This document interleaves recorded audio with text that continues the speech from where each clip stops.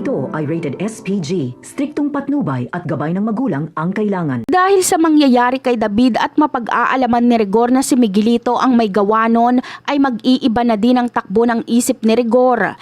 Mas pipiliin na nga lang ni Rigor na kumampi na lang kay Tanggol at tulungan itong maghiganti sa mga gerero para makuha niya man lang ang hustisya para sa paborito niyang anak na si David. Bagamat nakaramdam na ng kaba si Rigor noong tawagan siya ni David na parang nagpapaalam na ito sa kanya, ay binaliwala niya lang ito.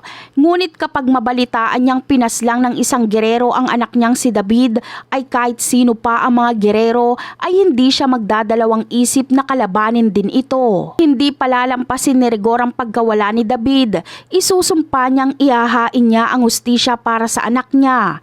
Samantala, sa muling paghaharap ng magkabilang panig na sila Tanggol at Miguelito sa kampanya, ay dito na nga magaganap ang malaking gulo. Bagamat kinuha sila Rigor na magprotekta sa mga gerero, ngunit nandoon siya para tapusin din si Miguelito. Gagamitin din ni Rigor ang pagkakataong ito para makabawi sa mga gerero. Sa pagkakataong ito ay hindi mahalata kung siya ang nakatama kay Miguelito dahil sa gulo ng sitwasyon. Ngunit ang goal ni Rigor sa mga oras na yon ay makuha ang hustisya ng tahimik para kay David na tinodas ni Miguelito. Sa tingin nyo, magagawa nga bang tapusin ni Rigor si Miguelito? Handa nga ba siyang makipagkampihan kay Tanggol? Maipaghiganti niya lang ang pagkawala ni David?